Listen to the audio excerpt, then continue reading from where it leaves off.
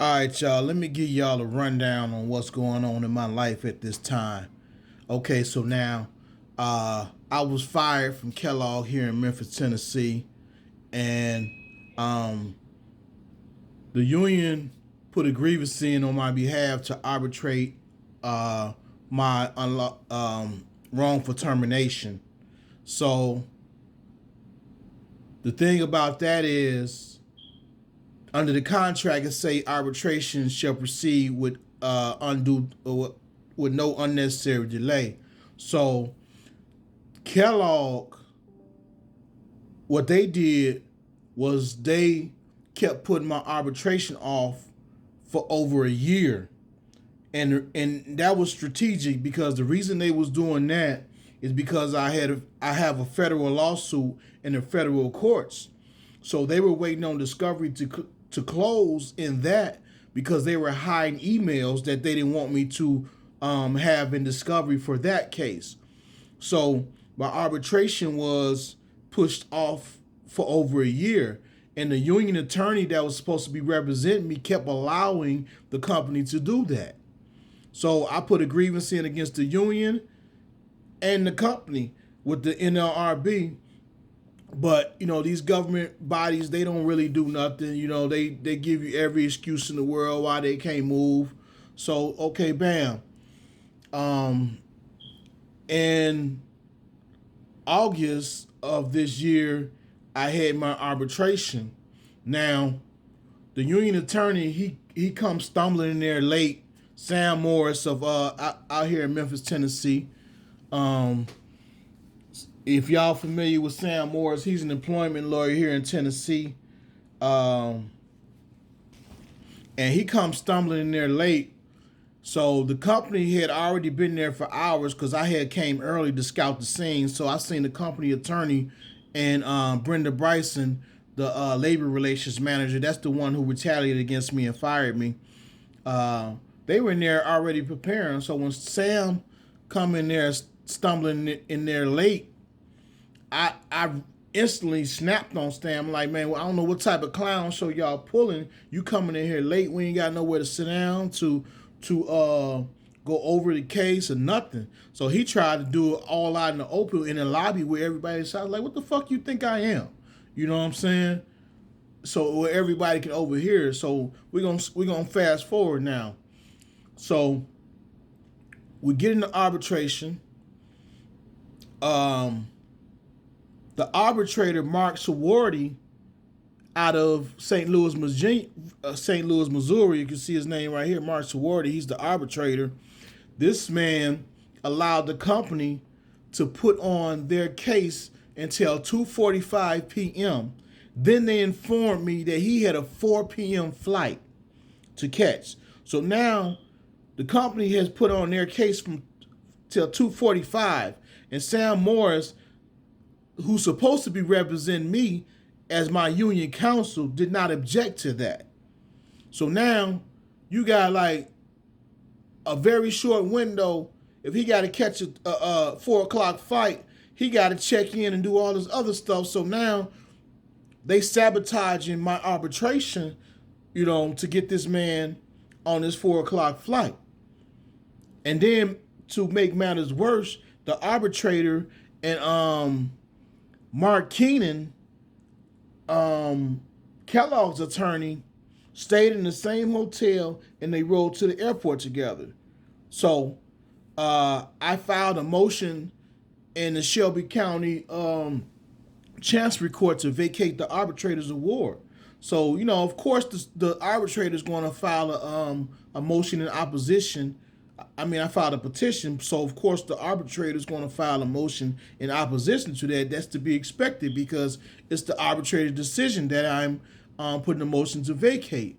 But now here we have Sam Morris, the union attorney. Now the same union that dropped the ball in arbitration that was supposed to be representing me in arbitration, the confectionery union here at Kellogg, the grain millers As you can see, bakery, confections, tobacco workers, and grain millers, local union 252G.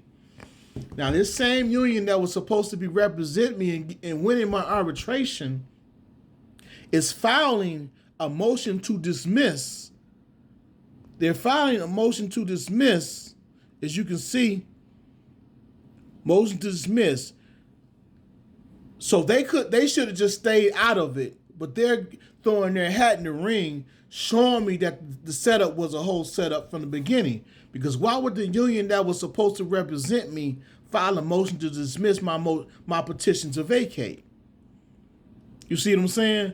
So also another thing, Sam Morris, my post-hearing brief, I told him I wanted to see it and I wanted him to include certain things. So I sent them an email and he said noted. But when he said noted, he had already lied, because when I checked everything, he had already sent the brief in secrecy. And he did not include the important stuff that I wanted included in that email. I mean, in that post hearing brief. So he snuck that in. So I couldn't see it. And then the arbitrator did not follow the contract whatsoever. This whole thing was a sham, a setup.